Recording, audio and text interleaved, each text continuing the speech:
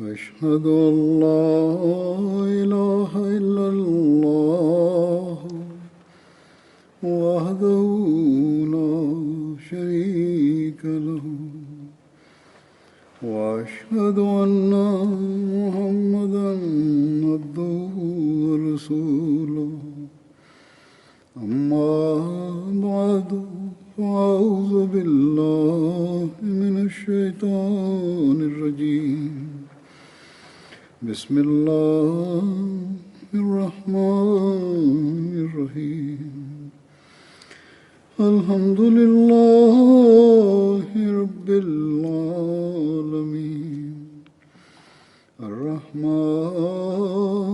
الرحيم مالك يوم الدين إياك نعبد وإياك نستعين اهدنا الصراط المستقيم صراط الذين أنعمت عليهم غير المغضوب عليهم ولا الضالين.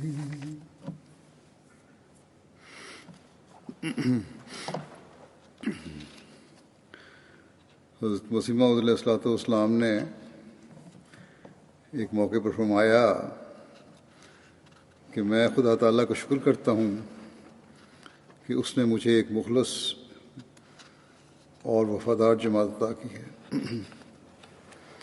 میں دیکھتا ہوں کہ جس کام اور مقصد کے لیے میں ان کو بلاتا ہوں نہایت تیزی اور جوش کے ساتھ ایک دوسرے سے پہلے اپنی ہمت اور توفیق کے موافق آگے بڑھتے ہیں اور میں دیکھتا ہوں کہ ان میں ایک صدق اور اخلاص پایا جاتا ہے.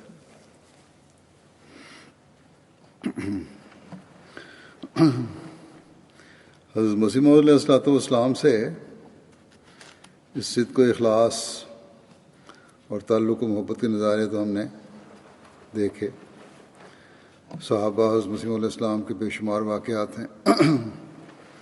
پرانے احمدی خاندانوں میں اس تعلق کی روایات بھی چل رہی ہیں اور ہمارے لٹریچر میں خلفاء کے خطبات میں خطابات میں اس کا ذکر بھی ملتا ہے. لیکن یہ تعلق جو حضرت مسیح علیہ السلام سے تھا اور ان خاندانوں میں چلا رہا ہے اور نئے شامل ہونے والوں کو بھی ہے اور ہونا چاہیے، وہ تعلق وہیں تک ہی محدود نہیں بلکہ حضرت مسیح علیہ السلام نے سے اللہ تعالیٰ کے وعدے کے مطابق اس کی نچلی کڑی سے بھی اتنا ہی مضبوط تعلق ہے. اور یہی تعلق ہے جو جماعت کی اکائی اور وحدت کی نشانی اور ضمانت ہے. حضرت مسیح علیہ السلام نے جب اللہ تعالیٰ سے اطلاع پانے کے بعد اپنے اس دنیا سے رخصت ہونے کی خبر جماعت کو دی تو ساتھ ہی جماعت کی تسلی کے لیے اللہ تعالیٰ سے اطلاع پا کر جماعت میں سلسلہ خلافت کے جاری ہونے کی خوشخبری بھی دی. چنانچہ آپ علیہ السلام نے فرمایا،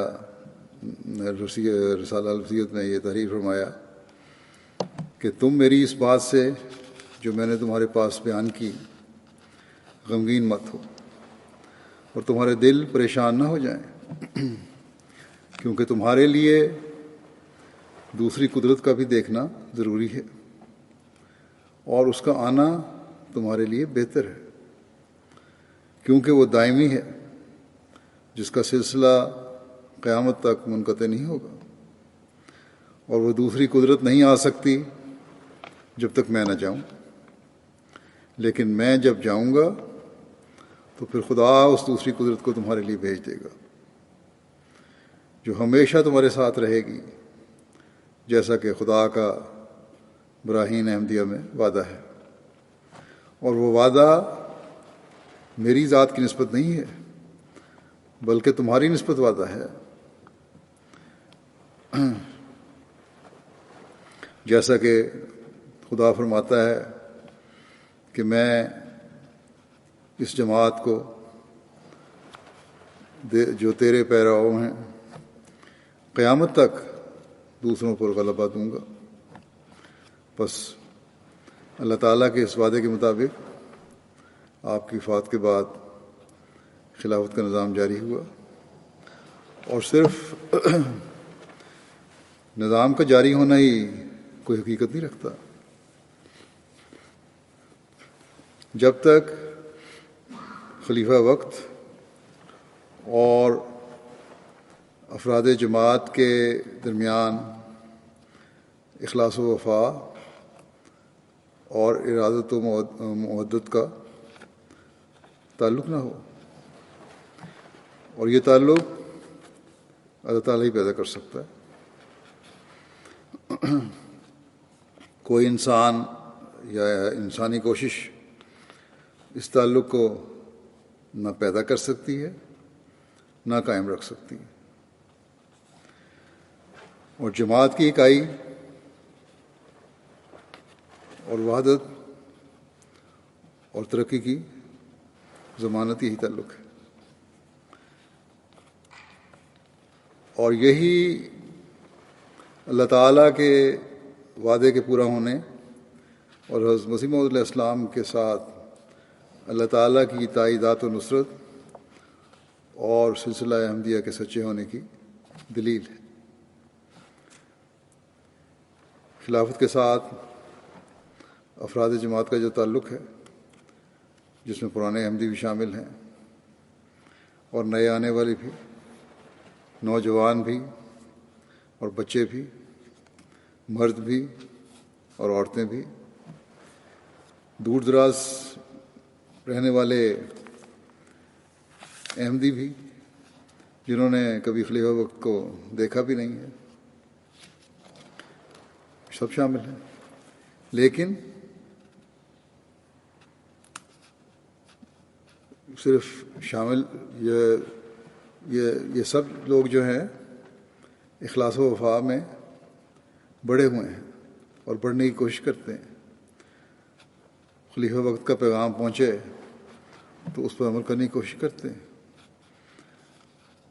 محبت اور تعلق کا اظہار اس طرح کرتے ہیں کہ حیرت ہوتی ہے، اور یہ سب باتیں اللہ تعالیٰ کے وعدے کے پورا ہونے کی فعلی شہادت ہے، اور جماعت کی ترقی بھی اس تعلق سے وابستہ ہے۔ جیسا کہ میں نے کہا، جو جماعت کو خلافت سے تعلق ہے اور خلیفہ وقت کو جماعت سے ہے، یہ اللہ تعالیٰ کی تائیدات و نصرت کا ثبوت ہے، اور یہ صرف باتیں نہیں ہیں بلکہ ہزاروں لاکھوں ایسے واقعات ہیں جہاں افراد جماعت اس بات کا اظہار کرتے ہیں۔ اگر ان واقعات کو جمع کیا جائے تو بے شمار ضخیم جلدیں اس کی بن جائیں گی۔ بہرحال اس وقت میں بعض واقعات، جذبات اور احساسات کا ذکر کروں گا جو جماعت کو خلیفہ وقت سے ہر زمانے میں رہے اور اب تک ہیں، حضرت مسیح علیہ السلام کی وفات کے بعد سے شروع ہوئے، جو آج 112 سال مکمل ہونے کے بعد بھی اسی طرح قائم ہیں۔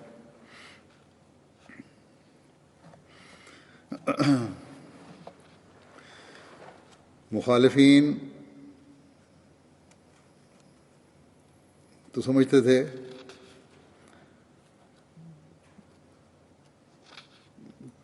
کہ حضرت مسیح علیہ السلام کی وفات کے بعد یہ سلسلہ ختم ہو جائے گا، لیکن افراد جماعت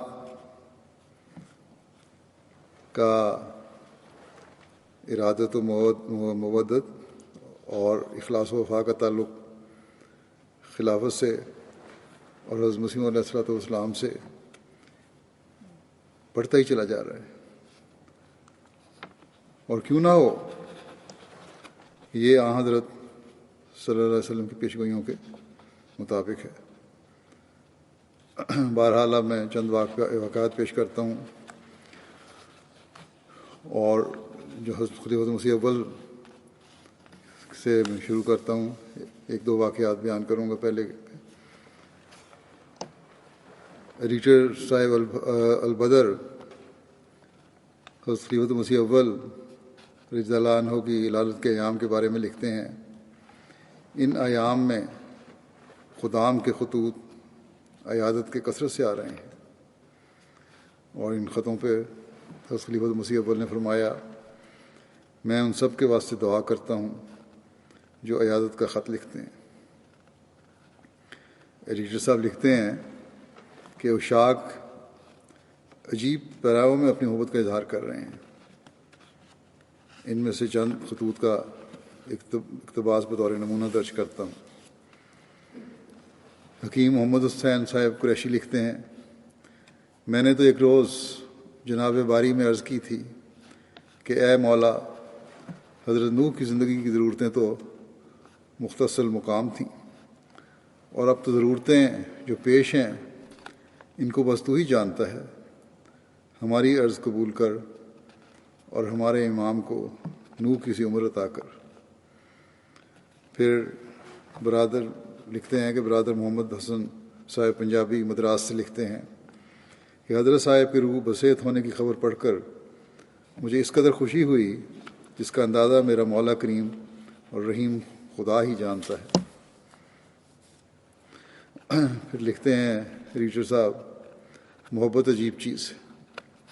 ہمارے دوست میاں محمد بخش صاحب جو ملک آسٹریلیا میں تجارت کرتے ہیں، اپنے خط میں تحریر فرماتے ہیں کہ آپ قادیان کی اخبار کی ذیل میں حضرت خلیفۃ المسیح کے متعلق جو سرخی قائم کرتے ہیں، اس میں صرف خلیفۃ المسیح کے الفاظ نہ ہوں، بلکہ سرخی میں ہی آپ کی صحت و عافیت کے متعلق کوئی لفظ اشارہ کرتا ہو، کیونکہ بدر کو کھولنے کے وقت سب سے اول جن الفاظ کو ہماری مشتاق نگاہیں تلاش کرنے کو دوڑتی ہیں، وہ اسی سرخی کے الفاظ ہیں، اور ہمارا جی چاہتا ہے کہ خود اس سرخی میں ایسے الفاظ ہوں جو اندرونی عبارت پڑھنے سے قبل ہی ہمارے دلوں کو راحت پہنچانے والے ہو جائیں۔ سو ہم اپنے عزیز دوست کے اس اخلاص کو، ایڈیٹر صاحب لکھتے ہیں، اپنے عزیز دوست کے اخلاص کو عزت کی نگاہ سے دیکھتے ہیں، ان کے منشا کے مطابق اس دفعہ سرخی قائم کرتے ہیں۔ پھر حضرت ابو عبداللہ صاحب کھیوا باجوہ کے تھے، حضرت مسیح علیہ السلام کے صحابی تھے، حضرت خلیفۃ مسیح اول کی صحبت میں بیٹھے ہوئے تھے، اور انہوں نے ایک دن عرض کیا کہ مجھے کوئی نصیحت ارشاد فرمائیں۔ حضرت مسیح علیہ السلام نے فرمایا کہ میں نہیں سمجھتا کوئی چیز کرنے کی ہو اور آپ کرنا چکے ہوں۔ فرمایا مولوی صاحب، میں نہیں سمجھتا کوئی چیز کرنے کی ہو اور آپ کرنا چکے ہوں، اب تو حفظ قرآن ہی باقی ہے۔ چنانچہ حضرت خلیفۃ مسیح اول کی بات سن کے تقریباً 65 سال کی عمر میں انہوں نے قرآن کریم حفظ کرنا شروع کیا، اور باوجود اتنی عمر ہونے کے حافظ قرآن ہو گئے۔ یہ تھا کہ کسی طرح میں خلیفۃ المسیح کا حکم بجا لاؤں، اس پہ عمل کروں۔ خلیفۃ مسیح ثانی کے زمانے میں جب شدی نے زور پکڑا، یہ حالت دیکھ کر حضرت مسلم موعود رضی اللہ عنہ کا دل بے قرار ہوا، اور آپ نے اسی سال 9 مارچ کو خطبہ 1923 میں یہ ہوا تھا شروع ملکانہ کا علاقے میں، اسی سال 9 مارچ کو خطبہ جمعہ میں احمدیوں کو اپنے خرچ پر ان علاقوں میں جانے اور دعوت اللہ کے ذریعے ان مرتدین کو واپس لانے کا منصوبہ جماعت کے سامنے رکھا۔ اس تاریخ پر جماعت نے والہانہ لبیک کا اعلیٰ تعلیم یافتہ سرکاری ملازمین، اساتذہ، تجار، غرض کے ہر طبقے سے فدائی ان علاقوں میں دعوت اللہ کرتے رہے، اور ان کی مساعی کے نتیجے میں ہزاروں روحیں ایک بار پھر خدائے واحد کا کلمہ پڑھنے لگیں۔ ایک معمر بزرگ قاری نعیم الدین صاحب بنگالی نے ایک روز جب حضور مجلس میں تشریف رکھتے تھے اجازت لے کر عرض کیا کہ گو میرے بیٹے مولوی ذل الرحمن اور مطیع الرحمن متعلم BA کلاس نے مجھ سے کہا نہیں، مگر میں نے اندازہ کیا ہے کہ حضور نے جو کل راجپوتانہ میں جا کر دعوت اللہ کرنے کے لیے وقف زندگی کی تحریک کی ہے اور جن حالات میں وہاں رہنے کی شرائط پیش کی ہیں، شاید ان کے دل میں ہو کہ اگر وہ حضور کی خدمت میں اپنے آپ کو پیش کریں گے تو مجھے جو ان کا بوڑھا باپ ہوں کوئی تکلیف ہوگی، لیکن میں حضور کے سامنے خدا تعالیٰ کو گواہ کر کے کہتا ہوں کہ مجھے ان کے جانے اور تکلیف اٹھانے میں ذرا بھی غم یا رنج نہیں ہے۔ میں صاف صاف کہتا ہوں کہ اگر یہ دونوں خدا کی راہ میں کام کرتے ہوئے مارے بھی جائیں تو اس پر میں ایک بھی آنسو نہیں گراؤں گا، بلکہ خدا تعالیٰ کا شکر ادا کروں گا۔ پھر یہی دونوں نہیں، میرا تیسرا بیٹا محبوب الرحمان بھی اگر خدمت دین کرتا ہوا مارا جائے، اور اگر میرے 10 بیٹے اور ہوں اور وہ بھی مارے جائیں تو بھی میں کوئی غم نہیں کروں گا۔ اس پر حضور نے بھی اور احباب جماعت نے جزاک اللہ کہا۔ 1924 میں جب خلیفہ مسیح ثانی یورپ کے دور پر سفر پر تشریف لائے تھے، وہ عارضی جدائی جو تھی اس نے بھی احباب جماعت کو بے چین کر دیا ہوتا۔ اس ایک روایت سے اس کا اندازہ ہوتا ہے۔ بابو سراج الدین صاحب اسٹیشن ماسٹر لکھتے ہیں کہ میرے آقا، ہم دور ہیں، مجبور ہیں، اگر ممکن ہوتا تو حضور کے قدموں کی خاک بن جاتے تاکہ جدائی کے صدمے نہ سہتے۔ آقا، میں 4 سال سے دارالعلومان نہیں گیا تھا، مگر دل کو تسلی تھی کہ جب چاہوں گا حضور کے قدم بوسی کر لوں گا، لیکن اب ایک دن مشکل ہو رہا ہے۔ اللہ پاک حضور کو بخیر و عافیت، مظفر و منصور جلدی واپس لائے۔ یہ محبت ہے کس کی پیدا کی؟ حضرت خلیفہ مسیح ثانی فرماتے ہیں کہ ایک نوجوان نے گزشتہ سال میری تحریک کو سنا۔ وہ ضلع سرگودے کا باشندہ تھا۔ نوجوان بغیر پاسپورٹ کے ہی افغانستان جا پہنچا۔ انہیں خلیفہ وقت کا ارشاد ہے، ایک تعلق ہے اور اس کو بجا لانا ضروری ہے۔ تحریک تبلیغ کی تھی، سنا، افغانستان پہنچ گیا اور تبلیغ شروع کر دی۔ پاسپورٹ بھی پاس نہیں تھا۔ حکومت نے اسے گرفتار کر کے جیل میں ڈال دیا، تو وہاں قیدیوں اور افسروں کو تبلیغ کرنے لگا، اور وہاں کے احمدیوں سے بھی وہیں واقفیت بہم پہنچائی اور بعض لوگوں پر اثر ڈال دیا۔ آخر افسروں نے رپورٹ دی کہ یہ تو قید خانے میں بھی اثر پیدا کر رہا ہے۔ مولانوں نے قتل کا فتویٰ دیا، مگر وزیر نے کہا کہ یہ انگریزی رعایا ہے، اسے ہم قتل نہیں کر سکتے۔ آخر حکومت نے اپنی حفاظت میں اسے ہندوستان پہنچا دیا۔ خلیفہ ثانی لکھتے ہیں کئی ماہ کے بعد واپس آیا ہے۔ اس کی ہمت کا یہ حال ہے کہ میں نے اسے کہا کہ تم نے غلطی کی، اور بہت سے ممالک تھے جہاں تم جا سکتے تھے اور وہاں گرفتاری کے بغیر تبلیغ کر سکتے تھے، تو فوراً بول اٹھا کہ اب آپ کوئی ملک بتا دیں، میں وہاں چلا جاؤں گا۔ اس نوجوان کی والدہ زندہ ہے، لیکن وہ اس کے لیے بھی تیار تھا کہ بغیر والدہ کو ملے کسی دوسرے ملک کی طرف روانہ ہو جائے، مگر میرے کہنے پر وہ والدہ کو ملنے جا رہا ہے۔ خلیفہ ثانی فرماتے ہیں کہ اگر دوسرے نوجوان بھی اس پنجابی کی طرح جو افغانستان سے آیا ہے ہمت کریں تو تھوڑے ہی عرصے میں دنیا کی کایا پلٹ سکتی ہے۔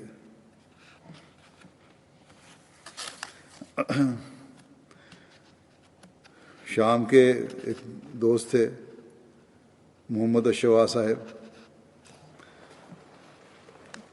وہ جب حضرت مسلم موعود رضی اللہ عنہ شام تشریف لے گئے تھے تو ان کو لبنان جانے کا بھی آپ کے ساتھ شرف حاصل ہوا تھا. بڑے اچھے وکیل تھے اور خلافت سے کیسا تعلق تھا کہ جو بہت مضبوط تھا.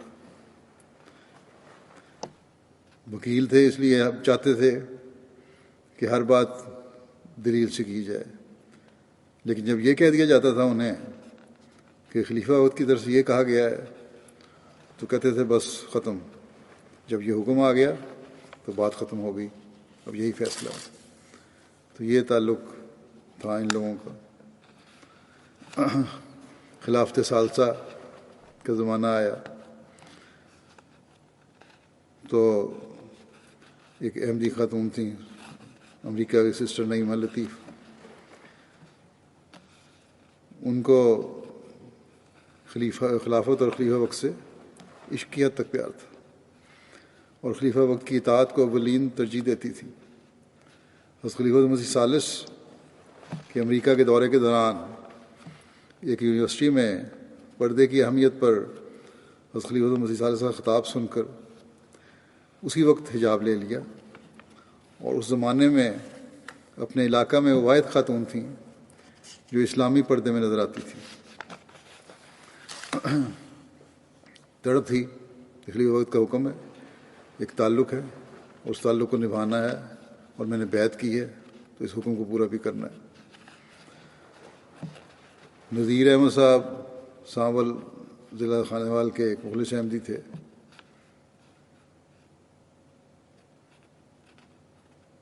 نہیں، نذیر احمد صاحب سانول نے یہ واقعہ سنایا ہے کہ ایک مخلص احمدی مکرم مہر مختار احمد صاحب احمد آف باگڑ سرگانہ تھے.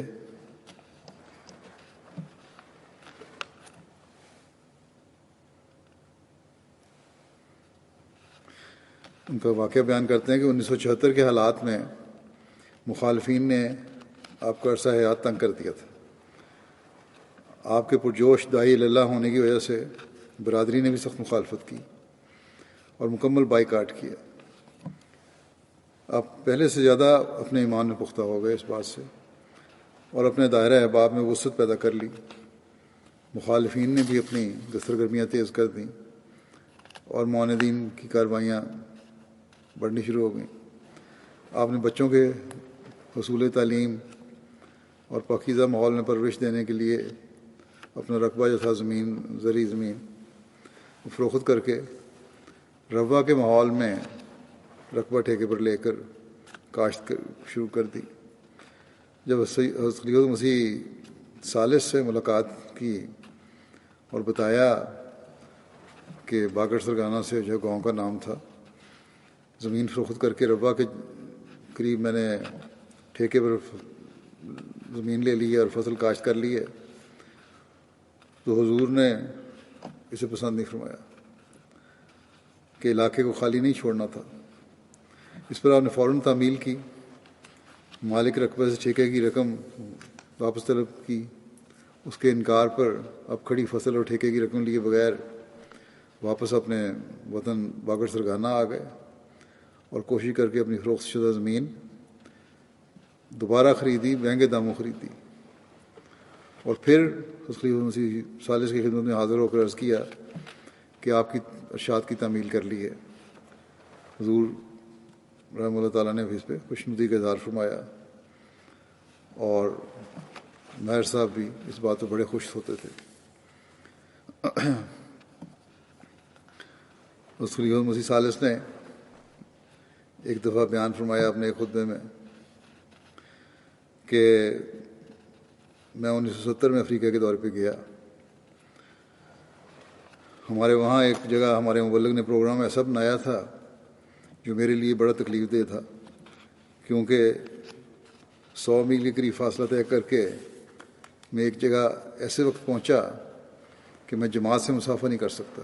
اس لیے تکلیف دہ نہیں تھا کہ 100 میل کا سفر تھا، اس لیے تکلیف دہ تھا کہ پروگرام اتنا مختصر تھا کہ وہاں کی جماعت سے مسافہ نہیں ہو سکتا تھا، کیونکہ وہاں ایک ایڈریس دینا تھا جس میں غیر ملکی عیسائی بھی آئے ہوئے تھے۔ فرماتے ہیں کہ میں نے ایڈریس دیا، سوال و جواب ہوتے رہے، اس میں بہت دیر ہو گئی، اور جب خاصا وقت گزر چکا تو ہمارے مبلغ نے اعلان کیا کہ مسافر نہیں ہوں گے۔ اور وہ لوگ، حضور فرماتے ہیں کہ وہ لوگ جن کی ساری عمر میں پہلی دفعہ جماعت احمدیہ کے خلیفہ سے ملاقات ہوئی تھی، ان کے پاس گیا تھا اور کو پتہ نہیں تھا پھر کب ان کو موقع ملے، وہ اس اعلان کے باوجود مسافر کے لیے ٹوٹ پڑے۔ تقریر ثالث فرماتے ہیں کہ مقامی احمدی دوستوں نے میرے پرائیویٹ سیکرٹری اور دوسرے ساتھیوں کو اتنے دھکے دیے کہ ان کو پتہ ہی نہیں لگا کہ وہ کہاں گئے، اور مسافہ شروع کر دیا۔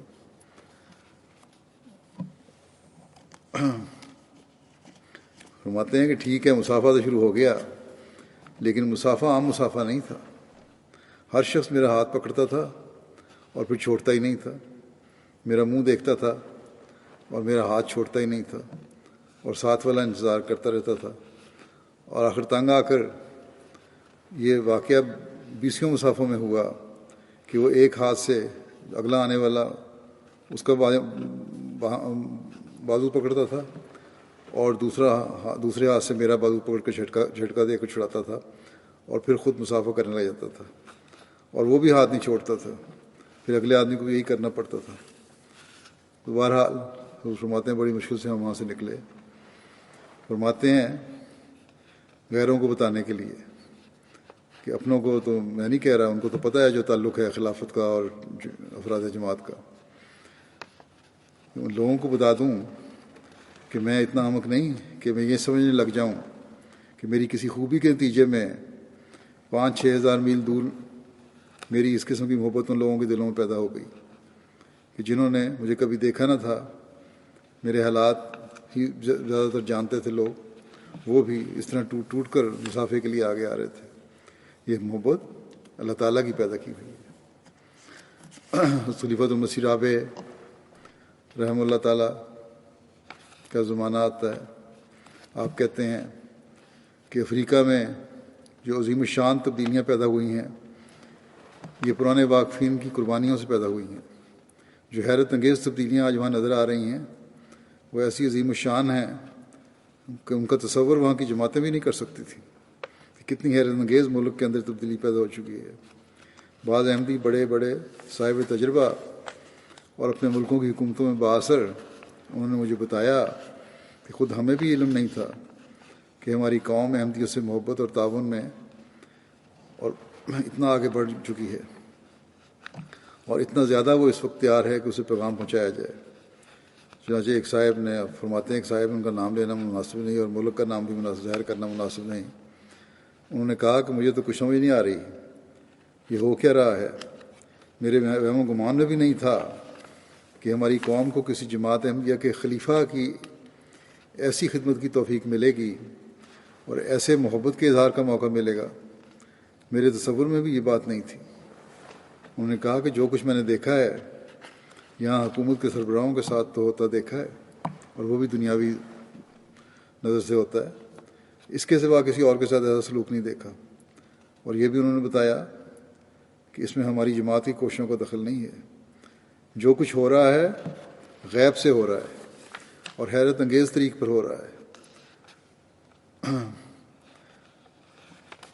تو یہ اللہ تعالیٰ کی طرف سے یہ سارا کچھ پیدا کرتا ہے۔ پھر رابع فرماتے ہیں پاکستان کے متعلق ایک موقع پر ذکر کرتے ہوئے بعض برائیوں کی نشاندہی کی تھی کہ پاکستان میں بعض خرابیاں مثلا ویڈیو کیسٹ کے غلط استعمال سے متعلق شروع ہوئیں۔ میں نے ایک خطبے میں اعلان کیا تھا، آپ فرماتے ہیں کہ میں نے خطبے میں اعلان کیا تھا کہ بعض گندی رسمیں راہ پا رہی ہیں، اس سے قومی اخلاق تباہ ہو جائیں گے اور گھروں کے امن اٹھ جائیں گے اور میاں بیوی کے وفا کے سلسلے ٹوٹ جائیں گے اور ان کے تعلقات میں رکھنے پڑ جائیں گے، دراڑیں پڑ جائیں گی۔ ہرگز اس رجحان کو پنپنے نہ دیں۔ چنانچہ مجھے پاکستان سے جو خطوط ملے ان سے میرا دل، راوی فرماتے ہیں کہ پاکستان سے جو خطوط ملے ان سے میرا دل خدا کے حضور سجدہ ریز ہوا، اور بار بار ہوا کہ وہ لوگ جو بعض بدیوں میں مبتلا تھے انہوں نے صاف لکھا کہ ہم ان غلط کاموں میں پڑ گئے تھے. اللہ کا احسان ہے کہ حضرت مسیح علیہ السلام کی جماعت سے وابستہ اور براہ راست جب آپ کی آواز ہم تک پہنچی ہے تو یہ سارے جھوٹے بت توڑ کر ہم نے اپنے دلوں سے باہر پھینک دیے.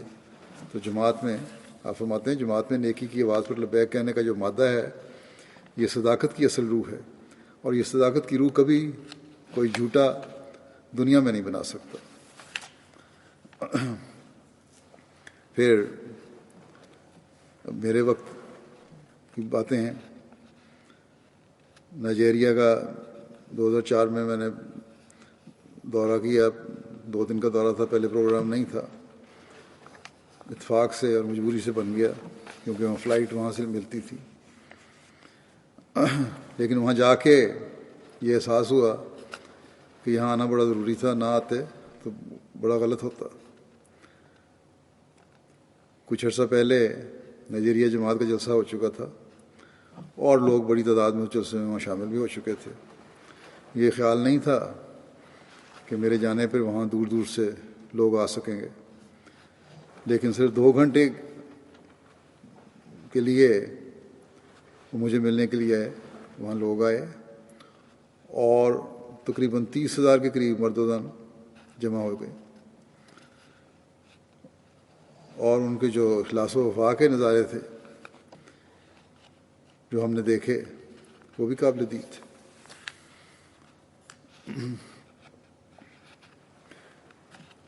خلافت سے اخلاص کا تعلق اور جو محبت ہے وہ ناقابل بیان ہے. ان لوگوں نے جنہوں نے کبھی خلافت کو دیکھا بھی نہیں براہ راست، جب دیکھا تو ایسا اظہار کیا کہ حیرت ہوتی تھی.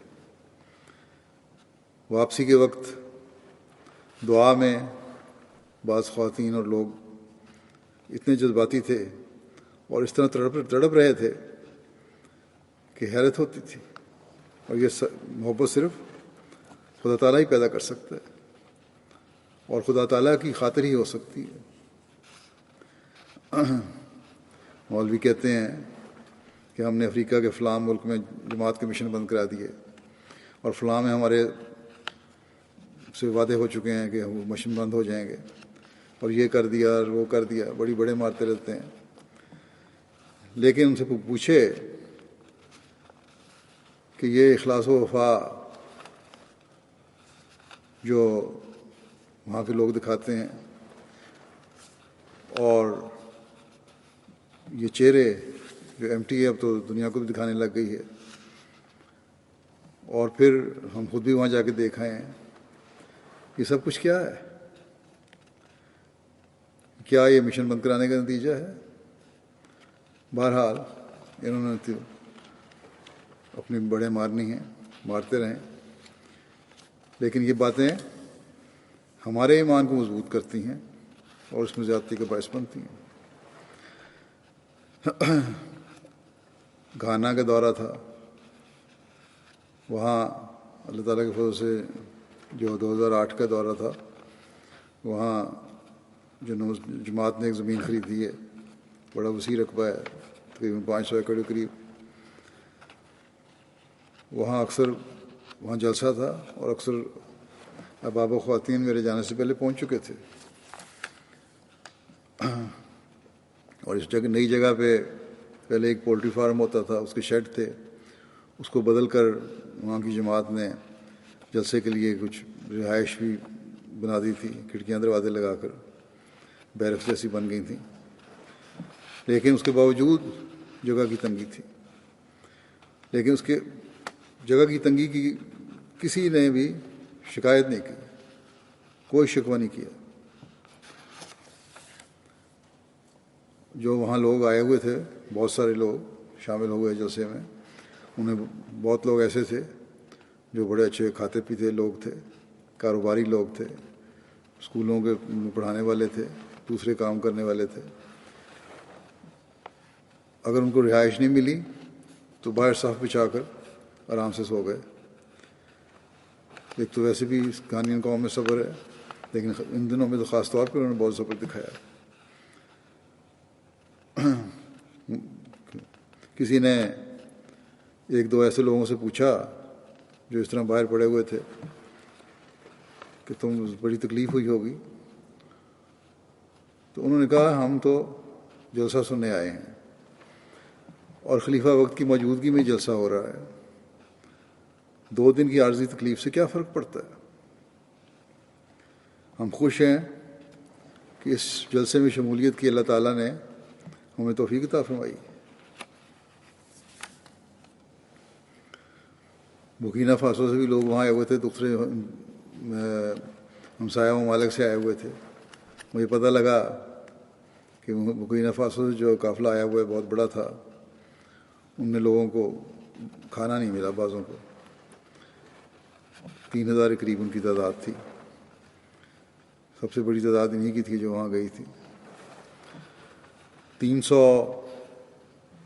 خدام سائیکلوں پر بھی وہاں آئے تھے، 1600 کلومیٹر کا سفر کر کے۔ بہرحال وہاں کے مبلغ کو میں نے کہا ان کو کھانا نہیں ملا، ان سے معذرت کر دیں اور آئندہ ان کا خیال بھی رکھنا ہے آپ لوگوں نے۔ جب ان کو یہ معذرت کا پیغام پہنچایا تو انہوں نے جواب دیا کہ ہم جس مقصد کے لیے آئے تھے وہ ہم نے حاصل کر لیا۔ کھانے کیا ہے، وہ تو روز کھاتے ہیں، حالانکہ غریب لوگ روز بھی بیچارے کیا کھاتے ہوں گے۔ جو کھانا انہوں نے کہا ہم اس وقت کھا رہے ہیں، روحانی فائدہ اٹھا رہے ہیں، وہ روز کہاں ملتا ہے۔ برکینا فاسو کی جماعت اتنی پرانی نہیں ہے، یہ اب بھی اس کو میرا خیال ہے جب میں دورے پہ گیا ہوں اس کی 10-15 سال پرانی تھی، اب 30 سال پرانی ہو گئی ہوگی، لیکن اخلاص و وفا اور محبت میں یہ ترقی کرتے چلے جا رہے ہیں لوگ۔ غربت کا یہ حال ہے کہ بعض لوگ ایک جوڑا جو کپڑے پہن کے آئے تھے وہی کپڑے ان کے پاس تھے، اسی میں 3-4 دن یا 5 دن یا ہفتہ گزارا اور پھر سفر بھی کیا۔ پیسے جوڑ جوڑ کے جلسے پر پہنچے تھے کہ خلافت جو ابلی کا جلسہ ہے اور خلیفہ وقت کی موجودگی میں ہو رہا ہے، اس لیے ہم نے اس میں ضرور شامل ہونا ہے۔ بس ایسی محبت خدا تعالیٰ کے علاوہ اور کون پیدا کر سکتا ہے؟ جو خدام سائیکلوں پر سوار ہو کر آئے تھے ان کے اخلاص کا اندازہ بھی اس بات سے ہوتا ہے کہ مختلف جگہوں پر پڑاؤ کرتے ہوئے 7 دن مسلسل سفر کرتے رہے اور یہاں پہنچے۔ ان سائیکل سواروں میں 50-60 سال کی عمر کے لوگ بھی تھے بعض، اور 13-14 سال کے 2 بچے بھی شامل تھے۔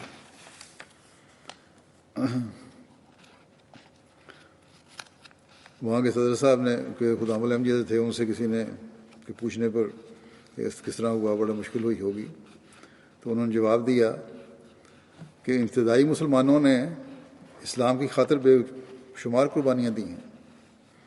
ہم یہ چاہتے تھے کہ ہمارے خدام بھی ہر طرح کی قربانی کے لیے تیار ہوں، اور ہماری خواہش تھی کہ خلافت جوبلی کے سلسلے میں کوئی ایسا پروگرام کیا جائے جس سے خلافت کے ساتھ ہمارے اخلاص اور وفا کا اظہار ہو، اور ہم خلیفہ وقت کو بتائیں کہ ہم قربانی کے لیے تیار ہیں اور ہر چیلنج کے قبول کرنے کے لیے تیار ہیں۔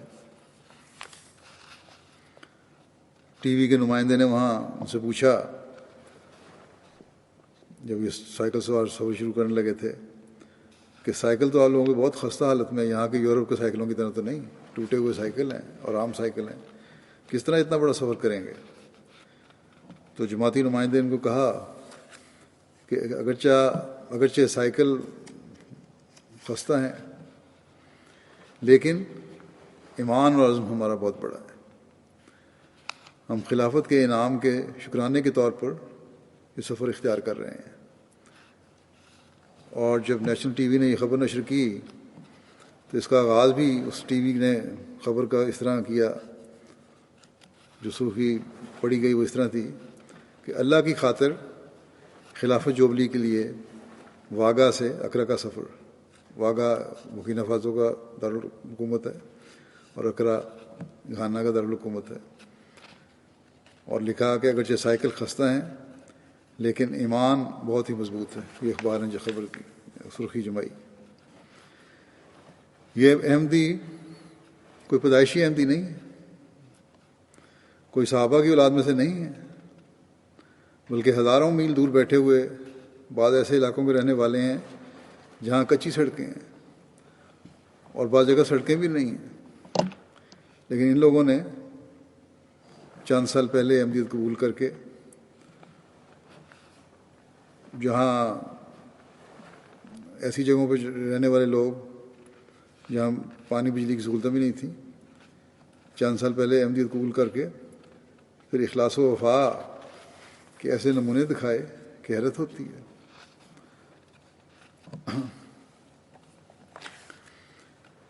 بعض جگہ ان کو غربت و افلاس نے بالکل بے حال کیا ہوا ہے، لیکن حضرت محمد مصطفیٰ صلی اللہ علیہ وسلم کے غلام صادق کی جماعت میں شامل ہو کر وہ اخلاص ان میں پیدا ہو گیا ہے کہ جہاں دین کا سوال پیدا ہوا یا جب بھی سوال پیدا ہو وہاں ان کے عزم چٹانوں کی طرح مضبوط ہے اور ہر قربانی کے لیے تیار ہیں اور محبت سے لبریز ہیں. بس ہمیشہ ہمیں دعا کرتی رہنی چاہیے کہ اللہ تعالیٰ ان کے اخلاص و وفا کو بھی بڑھائے اور ہم سب کے اخلاص و وفا کو بڑھاتا چلا جائے. بورکینا فاسو کے ایک دوست تھے عیسیٰ صاحب، انہوں نے کہا کہ میں نے 2005 میں بیعت کی تھی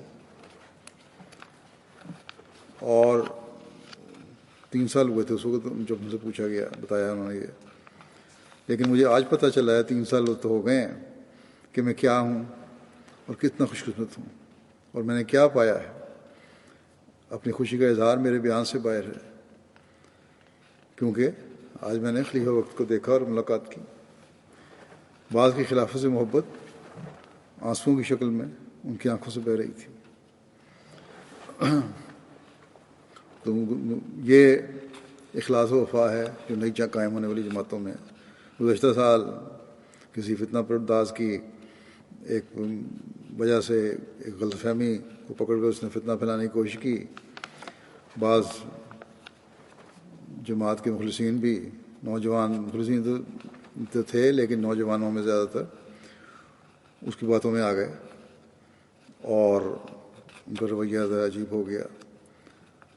کہتے اپنے آپ کو احمدی تھے لیکن نظام سے علیحدہ ہو رہے تھے. بہرحال وہاں مالی سے میں نے مبلغ کو وہاں بھیجا، ان کے مقامی تھے. انہوں نے معاذ صاحب نے وہاں جا کے ان کو سمجھایا، جب بتایا کہ تم ایک طرف کہتے ہو خلافت سے ہمارا تعلق ہے، دوسری طرف نظام سے ہٹ رہے ہو، تو یہ درست نہیں ہے. تو تقریباً تمام نے معافی کے خطوط لکھنے شروع کر دیے اور انہوں نے کہا کہ ہم غلط فہمی کی وجہ سے اس اور تربیت کی کمی کی وجہ سے ان باتوں میں آ گئے تھے. ہمارا خلافت کے ساتھ وفاقت مکمل تعلق ہے اور ہم سوچ بھی نہیں سکتے خلافت سے کبھی علیحدہ ہوں. چنانچہ دوبارہ وہ اللہ تعالیٰ کے فضل سے نظام جماعت کا حصہ بن گئے. تربیت کی کمی تھی تو اکھڑے. جہاں احساس دلایا گیا فوراً اپنی غلطی کا احساس ہوا اور خلافت سے کامل وفا کا تعلق کا اظہار کیا اور کہا کہ جب ہم علیحدہ تھے تب بھی ہم خلافت سے علیحدہ نہیں ہوئے تھے، ہم تو بعض عہدیداروں سے علیحدہ ہوئے تھے. تو بہرحال یہ ان کی وفا اور اخلاص کا معیار ہے، تعلق ہے. اسی طرح گیمبیا سے آئے ہوئوں کا بھی یہی حال تھا. آوی کوسٹ سے آئے تھے لوگ، دوسرے ممالک سے آئے ہوئے تھے. ہر ایک اپنے اپنے انداز میں اخلاص اور وفا اور فدائیت میں بڑھا ہوا تھا. گانا میں جلسے کے دوران پہلے میں بیان کر چکا ہوں، ایک لمبا فاصلہ تھا جلسہ گاہ سے لے کے جہاں ہم رہائش تھی ہماری، وہاں اس جگہ پہنچنے میں سڑک ذرا بل کھاتی جاتی تھی، اس لیے 1 کلومیٹر زائد بن جاتا تھا. عورتیں مرد کھڑے رہتے تھے، بچوں کو اٹھایا ہوتا تھا عورتوں نے اور سلام کرواتی تھی. محبت کا ایک اظہار ہو رہا ہوتا تھا، محبت ٹپک رہی ہوتی تھی. عورتوں کی تعداد بھی تقریباً وہاں 50,000 تھی خلافت جوبلی کے جلسے میں، اور سب خلافت سے اخلاص و وفا کا اظہار کر رہے تھے، اور ان کی محبت ان کی آنکھوں سے، ان کے رویے سے، ان کی شکلوں سے، ان کے چہروں سے ٹپک رہی ہوتی تھی۔ پھر یہ لوگ سب اپنی نمازوں کی بھی حفاظت کرنا جانتے ہیں، نمازوں میں بھی اور تہجد میں بھی بڑی باقاعدگی سے شامل ہوتے تھے۔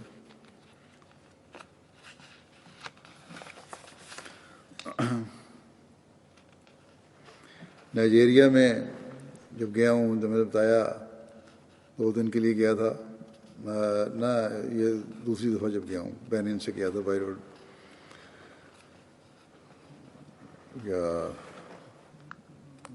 پہلی دفعہ کا قصہ ہے۔ بہرحال راستے میں ایک جگہ تھی، وہاں رکنا تھا، غالباً 2004 کا ہی ذکر ہے شاید۔ پہلے تو پروگرام نہیں تھا، لیکن انہوں نے کہا کہ مسجد نہیں بنی ہے، دیکھ لیں۔ تو وہاں لوگ موجود تھے، ان کی سب کی یہ خواہش تھی، مردوں کی، بچوں کی، کہ مسافہ ہو جائے۔ عورتیں چاہتی تھیں قریب سے دیکھ لیں۔ وقت کی کمی کی وجہ سے مسافہ تو ممکن نہیں تھا، لیکن جو زور لگا کے کر سکتے تھے انہوں نے کر بھی لیا۔ اس رش میں ہمارے قافلے کے ایک ساتھی نے کسی عورت کو کہہ دیا کہ پیچھے ہٹ جاؤ۔ ایک وقت بڑا دباؤ پڑ گیا تھا، بڑے غصے میں اس عورت آئی، اور لگتا تھا غصے میں وہ اس شخص کو اٹھا کے باہر پھینک دے گی کہ تم ہوتے کون ہو کہ میرے اور خلیفہ کے درمیان میں حائل ہو جاؤ۔ تو بہرحال یہ ان کے جذبات تھے۔ تھوڑی دیر کے بعد خیر میں نے انہیں خاموش ہونے کے لیے کہا اور کہا بیٹھ جائیں۔ تب جو آمدی وہاں تھے سینکڑوں کی تعداد میں، وہ خاموش ہوئے اور بیٹھ گئے۔ یہ ہے ان کا خلافت سے تعلق۔ امریکہ کو دنیا سمجھتی ہے کہ وہاں صرف مادی سوچ رکھنے والے لوگ ہیں اور دین سے ان کا تعلق کم ہے۔ اور خلیفہ مسیح ثالث نے بھی اپنے ایک واقعہ کا ذکر کیا ہے کہ کس طرح ایک دفعہ ان کو ایک خطرے کے خط ملا تھا، امکان تھا، اس پر جب بات باہر نکلی تو وہاں کے 2 سیکیورٹی کے ماہرین احمدی تھے، خود ہی پہنچ گئے اور ساری رات وہاں باہر رہ کر پہرا دیتے رہے۔ تو بہرحال امریکہ والوں میں بھی بڑا اخلاص ہے۔ میرے دورے کے دوران جب بھی میں وہاں گیا ہوں دورے پہ، انہوں نے ہمیشہ اخلاص و وفا کا اظہار کیا ہے۔ یہاں بھی امریکہ سے وفود آتے ہیں، وہ بھی اس بات کا اظہار کرتے ہیں، اور اس کہ کس طرح ان کو خلافت سے اخلاص و وفا کا تعلق ہے، اور اس بات کو رد کرتا ہے ان کا عمل کہ وہ صرف دنیا داری میں ملوث ہے۔ نوجوان ڈیوٹی دینے والوں نے مستقل میرے ساتھ رہ کر اور اپنا وقت گزارا ہے، سفر میں ساتھ رہے، اپنے کاروباروں کو اور نوکریوں کو بعضوں نے داؤ پر لگا دیا، کوئی پرواہ نہیں کی۔ ایسے بھی تھے جنہوں نے بتایا کہ ہماری نوکریاں شروع ہوئی تھیں اور جلسے کے لیے آپ سے ملاقات کے لیے رخصت نہیں مل رہی تھی، تو ہم چھوڑ کر آ گئے ہیں نوکریاں۔ کینیڈا کے خدام ہیں، ان کا یہ رویہ ہے، نوجوان ہیں، بچے ہیں، عورتیں ہیں، دنیا میں چاہے امریکہ ہو یا کینیڈا ہو یا کوئی یورپ کا کوئی ملک ہو، ہر جگہ اخلاص و وفا کے نمونے دکھائے جاتے ہیں، اور یہ اخلاص و وفا کوئی انسانی کوشش پیدا نہیں کر سکتی۔ چند سال پہلے جرمنی میں میں نے خطبہ دیا تھا جس میں خلافت کے ساتھ اطاعت اور وفا کا مضمون بیان کیا تھا، بلکہ صرف جرمنی والوں کے لیے نہیں تھا، وہ تو ہر ایک کے لیے تھا، ہونا چاہیے، لیکن وہاں کے حالات کی وجہ سے چند مثالیں میں نے جرمنی کی دے دی تھیں۔ بہرحال اس پر دنیا بھر کے احمدیوں نے رد عمل دکھایا اور فوری طور پر خلافت کی کامل اطاعت اور مکمل وفا کا اظہار کیا۔ جرمنی والوں نے بھی اسی طرح اظہار کیا۔ خاص طور پر اس بات پر بعض نے اظہار کیا جرمنی میں تو کہ ہم میں سے بعض عہدیدار بعض ہدایات کی تعویلیں اور تجزیے نکالنے لگ جاتے ہیں، اور آئندہ ایسا انشاءاللہ نہیں ہوگا۔ اللہ کرے کہ وہ اس پر قائم بھی رہیں اور دنیا کے ہر ملک میں یہ قائم رہیں۔ اردن سے قاسم صاحب ہیں، وہ لکھتے ہیں کہ حضرت مسیح علیہ السلام کی صداقت کی سب سے خوبصورت اور عظیم دلیل یہ ہے کہ خدا تعالیٰ نے خلافت کی محبت اور اطاعت میرے دل میں خود پیدا کرتی ہے۔ چند سال قبل کہتے ہیں جب میں نے بیعت کا فیصلہ کیا تو میرے دل میں خیال گزرا کہ کیا واقعی جماعت اب تک حق پر ہے اور حضرت مسیح علیہ السلام کے مقصد پر گامزن ہے یا نہیں۔ اس وقت تک مجھے خلافت کا کچھ علم نہ تھا۔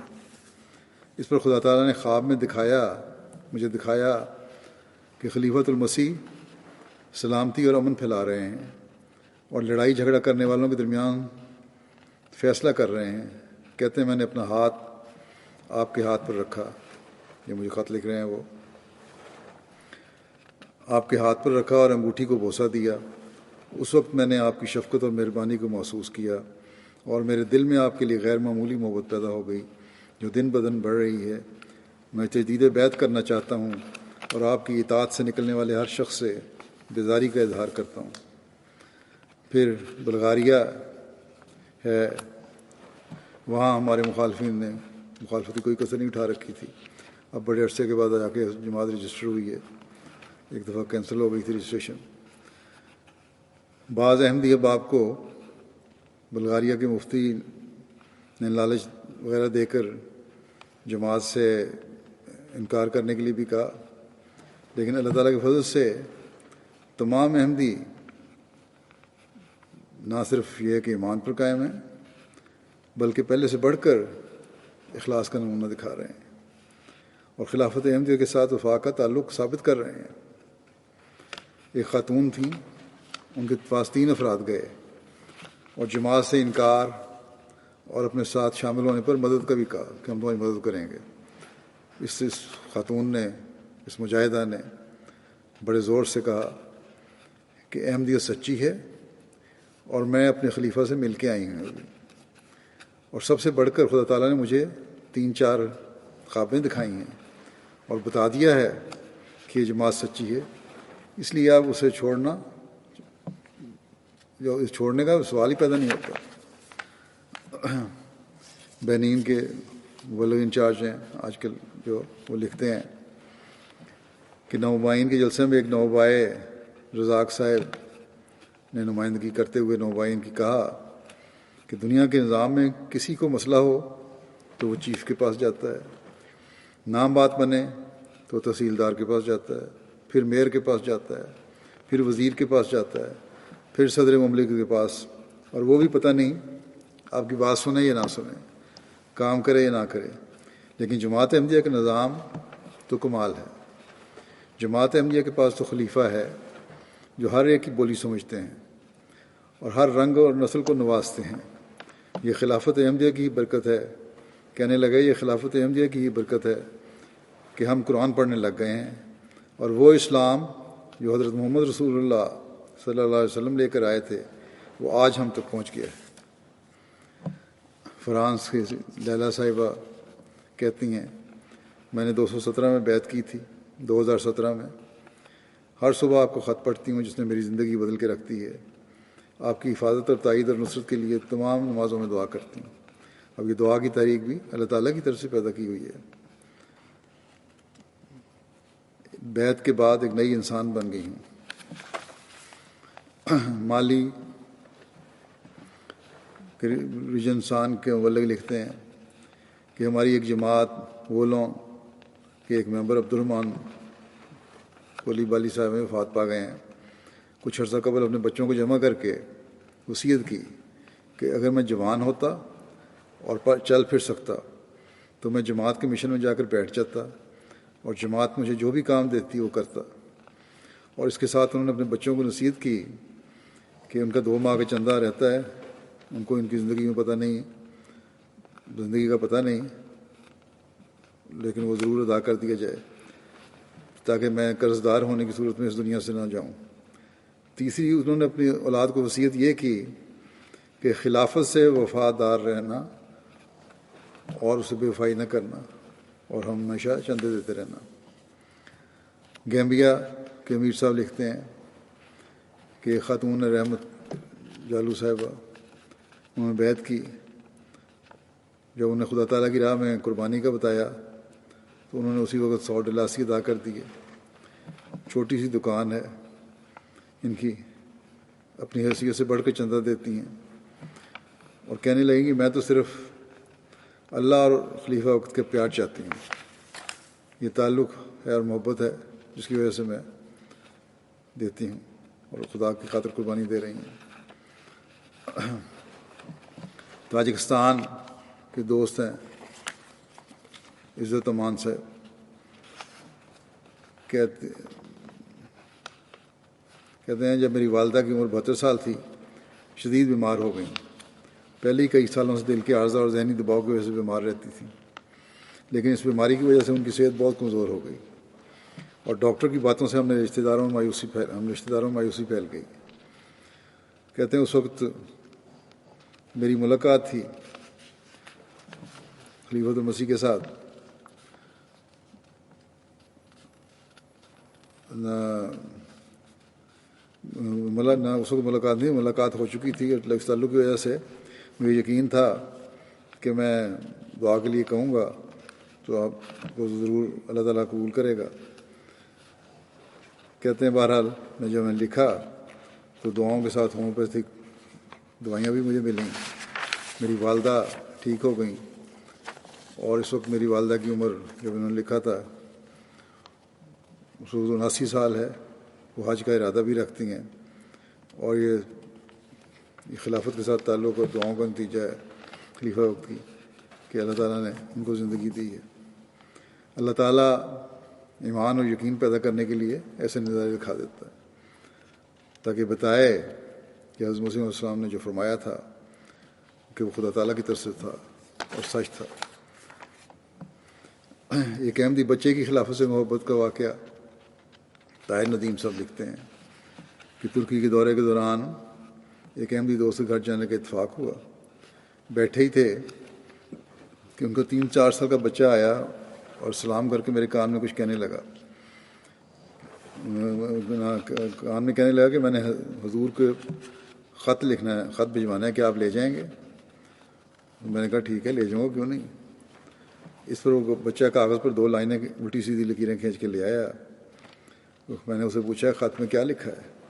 کہنے لگا میں نے لکھا ہے کہ حضور مجھے آپ سے محبت ہے۔ کہتے ہیں میں نے خط یہاں دے دیا، اس کا جواب بھی چلا گیا میری طرف سے۔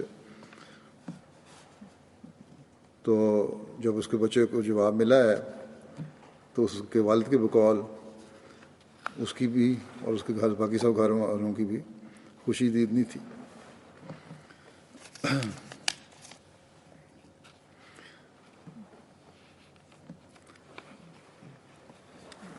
اسی طرح میسیڈونیا کے ملک جا لکھتے ہیں ایک اور مثال بچے کی کہ گزشتہ دنوں بوسنیا کے دورے کے دوران میری ایک دوست سے واقفیت ہوئی، تبلیغی گفتگو ہوئی، پاکستانی دوست تھے، ملاقاتوں کا سلسلہ جاری رہا۔ اس نے بتایا کہ کچھ عرصہ قبل دبئی ایئرپورٹ پر ان کی ملاقات ایک فیملی سے ہوئی تھی جن کی ایک 3-4 سالہ بچی کہہ رہی تھی ہم سب کو نماز پڑھنی چاہیے اور سچ بولنا چاہیے۔ جو مجھے پتہ چلا کہ اس فیملی کا تعلق جماعت احمدیہ سے ہے تو میں نے اس بچی سے پوچھا کہ تمہاری زندگی کی سب سے بڑی خواہش کیا ہے؟ کہنے لگی کہ لندن میں پیارے حضور سے ملنا چاہتی ہوں۔ کہتا ہے کہ اس بات نے مجھ پر بہت گہرا اثر چھوڑا کہ اتنی چھوٹی عمر اور اتنی ہے اور اس کی سب سے بڑی خواہش خلیفہ سے ملاقات کرنا ہے۔ اسی طرح آج کل بچوں کی یہ گیم تھی، اس پہ جب میں نے روکا کہ نہیں کھیلنی، اس سے غلط بعض دفعہ عادتیں پڑ جاتی ہیں، تو والدین پہلے تو پریشان ہوئے کس طرح روکیں گے بچوں کو ہم، لیکن اکثر والدین نے مجھے لکھا کہ آپ کا خطبہ سننے کے بعد بچوں نے خود آ کے ہمیں کہا کہ کیونکہ اب خلیفہ وقت کی طرف سے آ گیا ہے کہ نہیں کھیلنا، تو ہم نہیں کھیلیں گے۔ اور ابھی اکثر مجھے خط آتے ہیں، لوگ لکھتے ہیں کیا ہم یہ کھیل اب اتنا دیر کے کھیل سکتے ہیں یا کر سکتے ہیں، یعنی کہ ایک احساس ہے ان میں کہ خلیفہ وقت کے ساتھ جو تعلق ہے اس کی وجہ سے ہم نے دھوکہ نہیں دینا اور وہ کام کرنا ہے جو خلیفہ وقت چاہتا ہے ہماری بہتری کے لیے۔ ہنڈروس کے مبلغ لکھتے ہیں کہ ایک مقامی احمدی پرسی موریو مختلف مسائل کا شکار تھے، ان کے حالات کو دیکھتے ہوئے انہوں نے کہا کہ اپنی پریشانیوں کے حوالے سے دعا کے لیے خط لکھیں خلیفہ وقت کو۔ جب انہوں نے خط لکھا تو اکثر کہتے ہیں ان کے مسائل خود بخود حل ہونا شروع ہو گئے۔ کہتے ہیں کہ اس سے مجھے ایک غیبی طاقت ملی ہے اور خلافت پہ یقین اور اعتماد میرا بڑا ہے۔ مراکش سے فاری صاحب ہیں، کہتے ہیں کہ میرے دل اور زندگی کو رحمت و برکت سے منور کر دیا ہے۔ خدا کا شکر ہے کہ اس نے مجھے ہدایت دی ہے۔ مجھے آپ کو دیکھ کر نشہ ہونے لگتا ہے، ایک عجیب و غریب احساس ہوتا ہے۔ میں نے کبھی آپ کے ساتھ بیٹھا، نہ کبھی براہ راست آپ سے بات کی، میں نہ کبھی آپ کے ساتھ کبھی بیٹھا، نہ براہ راست بات کی۔ یقیناً یہ خدا کی عطا کردہ سچی محبت ہے۔ اللہ آپ کی تائید اور نصرت فرمائے۔ پھر ایمان صاحبہ ہیں یمن سے، کہتی ہیں کہ مجھے حضور سے اپنے بچوں اور اپنے اہل اور سب سے لوگوں سے زیادہ محبت ہے۔ میری دل کی تسکین اور سرور کا سامان ہوتا ہے اس سے، اور پھر مجھے امید بھی ہوتی ہے کہ انشاءاللہ حالات درست ہو جائیں گے۔ حضرت مسیح علیہ السلام کی بعثت اور آپ کے بعد خلافت اس لیے قائم ہوئی کہ بگاڑ کی اصلاح ہو اور ہمارے ہموم دنیا سے بوجھل دلوں میں امید پیدا ہو۔ میری حالت تو ایسی ہے جیسی حضرت صلی اللہ علیہ وسلم نے فرمایا تھا کہ اے خدا، اگر تو ہم سے ناراض نہیں تو پھر ہمیں اور کسی بات کی کوئی پرواہ نہیں۔ میری خدا تعالیٰ سے دعا ہے کہ ان خوش قسمتوں میں سے ہوں جن سے آپ محبت کرتے ہیں اور جن سے اور جن کے ازواج اور اولاد سے آپ خوش ہیں۔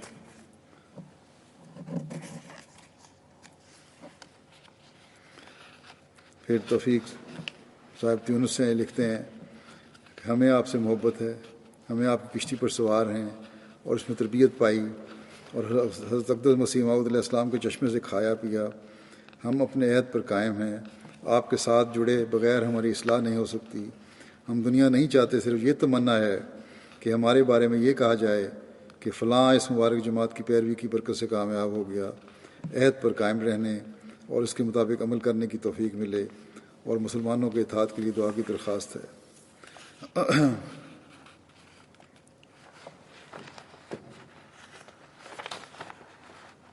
بس بہرحال یہ چند مثالیں ہیں میں نے دی ہیں جو اس بات کو واضح کرتی ہیں کہ دلوں میں اخلاص و وفا کا تعلق اللہ تعالیٰ پیدا کرتا ہے اور کوئی دنیاوی طاقت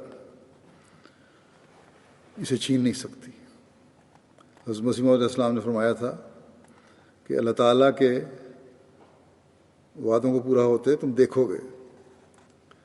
اللہ تعالیٰ کرے کہ ان وعدوں کو پورا ہوتے دیکھنے کی ہم میں سے اکثریت کو توفیق ملے۔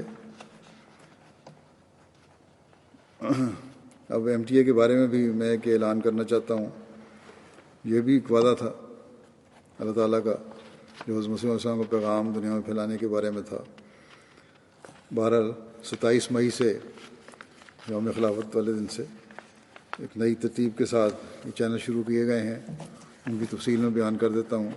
شروع میں بعض جگہ امریکہ میں خاص طور پر کچھ تھوڑی سی مشکل بھی پیش آئی تھی، لیکن اب وہ امید حال ہو گئی ہوگی. لیکن بہرحال اس نظام کے ساتھ جو شروع کیا گیا ہے، میں یہ کچھ بتلا دینا چاہتا ہوں کہ مختلف ریجنز کے اعتبار سے 8 چینلز میں تقسیم کر دیا گیا ہے ایم ٹی اے کو. ایم ٹی اے 1 جو ہے یہ چینل عموماً یو کے اور یورپ کے بعض علاقوں کے ناظرین کے لیے ہوگا. اس چینل کی مین لینگویج جو زبانیں ہیں وہ انگریزی اور اردو ہوں گی. اسی چینل پر انگریزی اور اردو زبانوں کے پروگرام نشر کیے جائیں گے. نیز بعض دوسری زبانوں کے پروگرام بھی انگریزی اور اردو ترجمے کے ساتھ نشر کیے جائیں گے. میرے لائیو نئے ریکارڈڈ پروگرام بھی اسی چینل کے program M T A 1 world کے طور پر باقی تمام چینل پر بھی نشر ہوں گے. ایم ٹی اے 2 یورپ، یہ چینل یورپ اور مڈل ایسٹ کے ممالک کے ناظرین کے لیے ہوگا. اس پر اردو، انگریزی، Turkish, French, Spanish, German, Dutch, Russian اور پرشین فارسی زبانوں کے پروگرام نشر کیے جائیں گے. اس پر اس وقت مختلف زبانوں کے 2 گھنٹے کے سروسز چلتی ہیں. مذکورہ بالا زبانوں کے پروگراموں کا اسی طرح پر اضافہ کر دیا جائے گا. ایم ٹی اے 3 العربیہ، یہ چینل اسی طرح چلتا رہے گا جس طرح اس وقت چل رہا ہے. اس چینل کی مین زبان عربی ہوگی.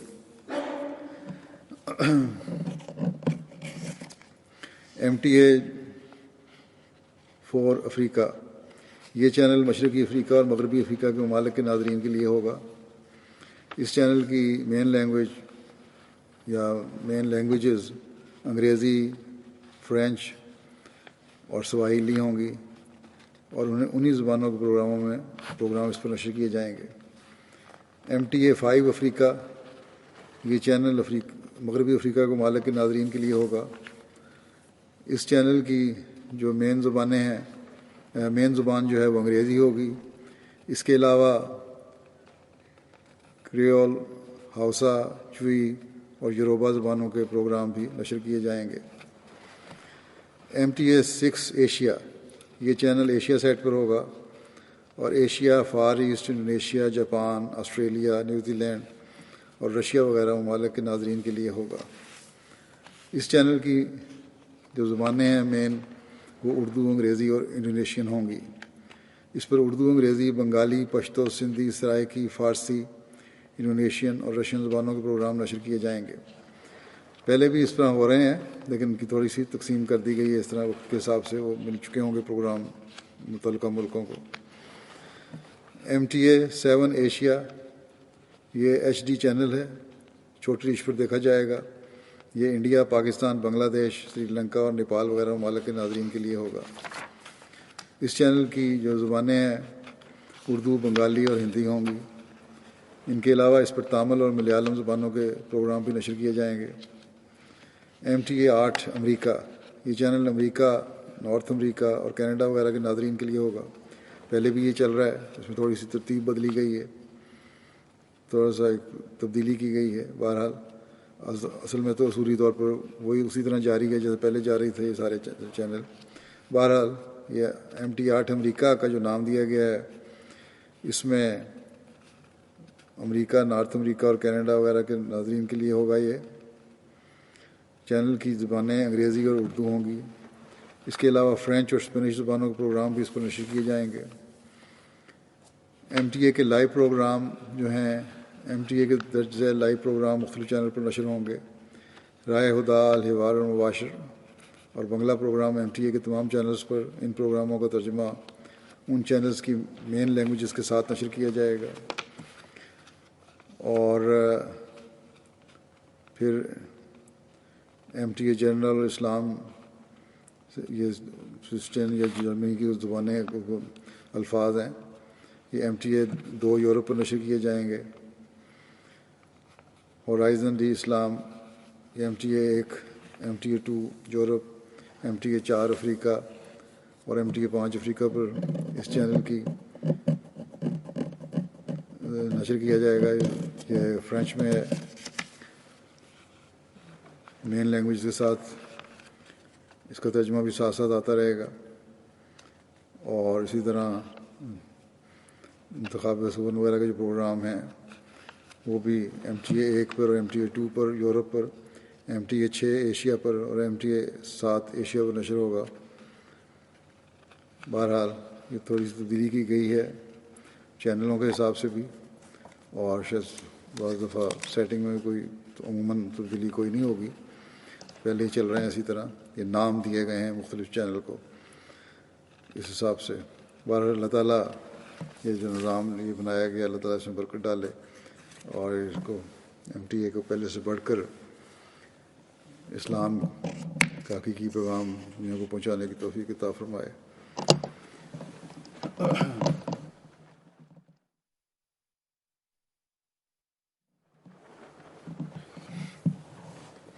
الحمد لله نحمده ونستعينه ونستغفره ونؤمن به ونتوكل عليه ونعوذ بالله من شرور أنفسنا ومن سيئات أعمالنا، من يهده الله فلا مضل له ومن يضلل فلا هادي له، ونشهد أن لا إله إلا الله ونشهد أن محمدا عبده ورسوله۔ عباد الله رحمكم الله، إن الله يأمر بالعدل والإحسان وإيتاء ذي القربى وينهى عن الفحشاء والمنكر والبغي يعظكم لعلكم تذكرون۔ اذكروا الله يذكركم وادعوه يستجب لكم ولذكر الله أكبر۔